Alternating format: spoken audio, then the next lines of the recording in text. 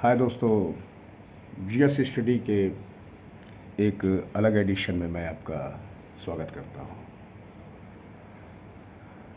दोस्तों, GS study के इस एडिशन में मैं आपको भारतीय इतिहास यानी मुस्लिम आक्रांताओं, मुस्लिम सुल्तान और मुग़ल शासकों के बारे में कुछ उल्लेख जो एग्ज़ाम में अक्सर पूछे जाते हैं, पूछे जाते रहेंगे। कुछ लोगों को हो सकता है कि ये फैक्ट्स पता हों, कुछ लोगों को हो सकता है फैक्ट्स ना पता हों। अगर आपसे ये पूछा जाए कि भारत पर सबसे पहले मुस्लिम आक्रमण किसने किया था, तो इसका सही आंसर होगा मोहम्मद बिन कासिम ने 712 ईस्वी में सिंध पर, जब सिंध का राजा ताहिर था, उसके शासनकाल में उसने सर्वप्रथम भारत पर आक्रमण किया था। और साथ ही साथ दोस्तों, अगर हम अलग नज़रिए से जाते हैं, उसके बाद दूसरा जो फेमस आक्रांता जो भारत आया, जो मुस्लिम शासक आया, वो 1026 ईस्वी में सोमनाथ पर आक्रमण भी कर गया था, महमूद गजनवी। 1075 में भीम प्रथम के समय यह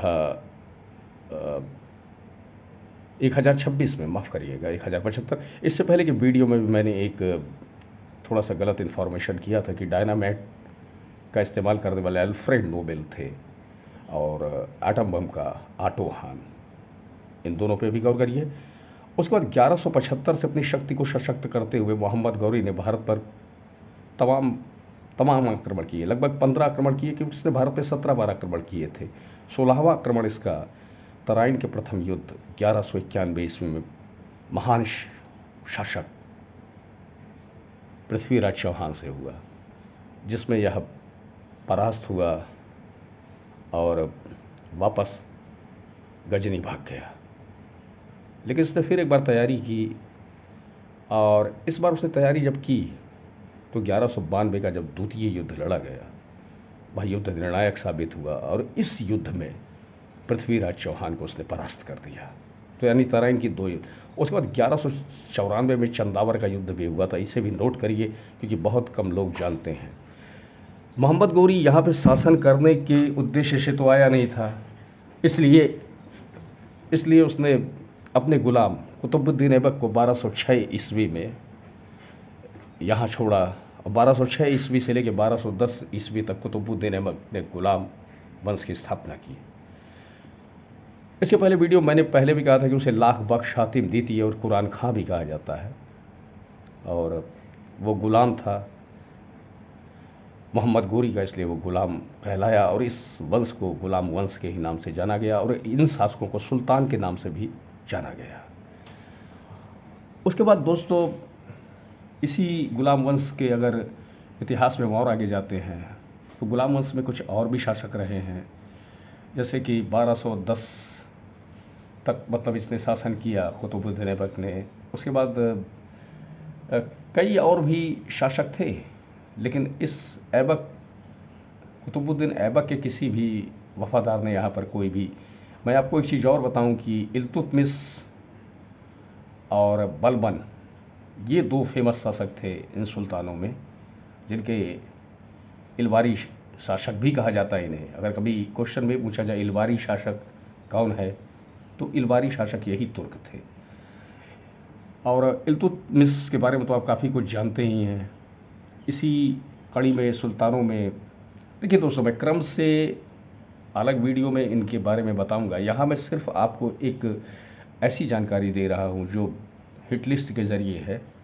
इल्तुतमिश के बारे में भी दे रहा हूँ। कुतुबुद्दीन ऐबक के बारे में आपने बताया। कुतुबुद्दीन ऐबक 1206 से 10 तक रहा। इसकी मृत्यु कैसे हुई, ये भी एक क्वेश्चन है। चौगान अर्थात पोलो खेलते हुए यह घोड़े से गिर पड़ा था और उसकी मृत्यु हो गई थी।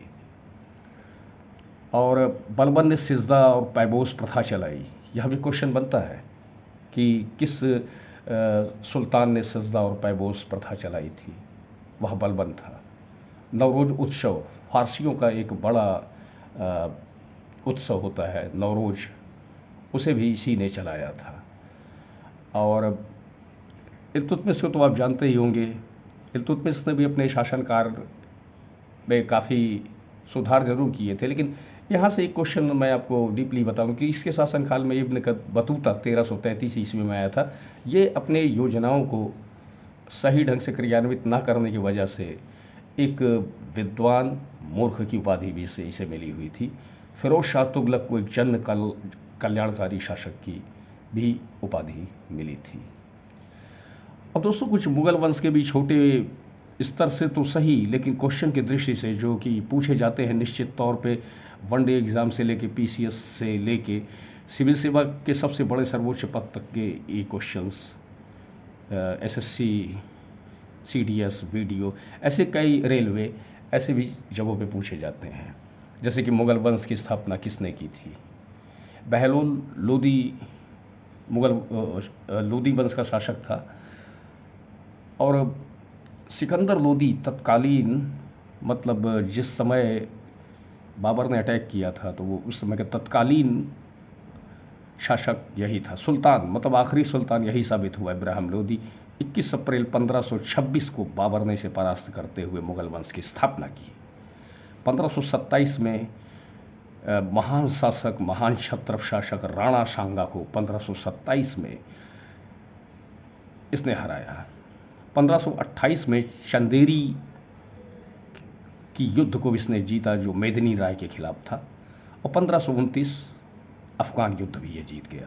तो 1526 से 1530 तक ये था, लेकिन 4 वर्षों तक तो इसका देखिए, 1526 में इसने सबसे पहले पानीपत युद्ध इब्राहिम लोदी से जीता। 21 अप्रैल 1526 को युद्ध लड़ा गया था, और इसी युद्ध में पहली बार भारतीय इतिहास में तोपों का इस्तेमाल और तुलुगमा युद्ध नीति का स्थापना और प्रयोग हुआ था। यह भी एक बहुत ही वीवीआईपी क्वेश्चन है। 1527 खानवा युद्ध, राणा सांगा, ये भी वीवीआईपी। 1518 चंदेरी युद्ध, ये भी वीवीआईपी। 1529 अफगान युद्ध, वीवीआईपी नहीं, लेकिन किसी भी क्वेश्चन में पूछा जा सकता है। और 1530 तक यह फिर शासनकाल करता रहा। उसके बाद हुमायूं, इसका पुत्र हुमायूं शासनकाल में बैठा। यह बहुत बड़ा अफीमची था। लोग कहते थे कि अफीम के सेवन में हुमायूं उस दौर में आम व्यक्तियों से कहीं ज़्यादा प्रबल था, कहीं ज़्यादा बड़ा नशा करता था, और ऐसे तमाम भ्रांतियाँ उसके बारे में फैलाई गईं। लेकिन 1540 आते आते या चौसा बेलग्राम के युद्ध में 1540 में शेर शाह सूरी से परास्त हुआ और मुगल वंश का राज मुगलों के हाथ से जाता रहा।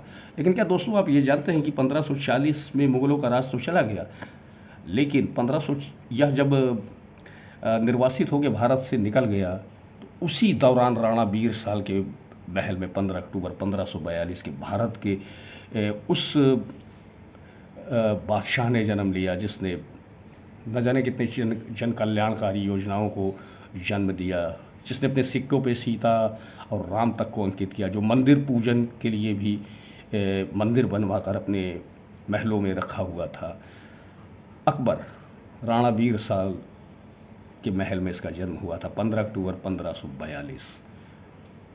तो उसके बाद क्या हुआ ये सोचते हुए 1555 में फिर से, मतलब 1540 से 1555 तक सूरवंश ने अपना सिक्का जमाए रखा और इब्राहिम शाह सूर तक यह चलता रहा। लेकिन पानीपत के द्वितीय युद्ध में इब्राहिम शाह सूर ने हेमू यानी हेमचंद्र विक्रमादित्य को अपनी बागडोर और कमान संभाली और वहीं पर पानीपत का द्वितीय युद्ध लड़ा गया और अकबर ने इस युद्ध को बहुत ही आसानी के साथ जीतते हुए सूरवंश को फिर से ख़त्म करते हुए मुगल वंश की स्थापना जो हुई थी उसको अनवरत ढंग से आगे बढ़ाने की नींव डाली। तो दोस्तों अकबर के बारे में हम कुछ इस वीडियो में और भी बातें जानना चाहेंगे कि 1556 से 1560 तक बैरम खां इसका संरक्षक रहा। इसके शासनकाल में 1556 से 1560 तक, ये भी वीवीआईपी क्वेश्चन है कि अकबर का संरक्षक कौन था। अकबर का संरक्षक बैरम खान था। इसके अलावा 1560 से 1564 तक इसका पेटीकोट शासन भी फेमस रहा, जिसमें धाय माँ अनगा जो निर्णायक भूमिका अदा करती थी, वो हर एक फैसले में अपना दखल देती थी। लेकिन अकबर ने कालांतर में 1564 से स्वतंत्रता पूर्वक निर्णय लेने शुरू कर दिए। अकबर ने क्या क्या सुधार किए, अकबर ने कौन कौन से युद्ध लड़े, अकबर ने कौन कौन से निर्माण किए, अकबर ने कौन कौन से युद्ध लड़े, या अकबर, इसके बारे में मैं स्पेशल वीडियो ज़रूर बनाता रहूँगा। और तब तक के लिए हमें इजाज़त दीजिए। अगले वीडियो में हम आपको मिलते हैं। ज़रूरी नहीं कि हम हिस्ट्री के ही आपको टॉपिक ला के देते रहेंगे, हम आपको धीरे धीरे बहुत से ऐसे टॉपिक्स देंगे जो आपके आगे आने वाले समय में काम आता रहेगा। जय हिंद।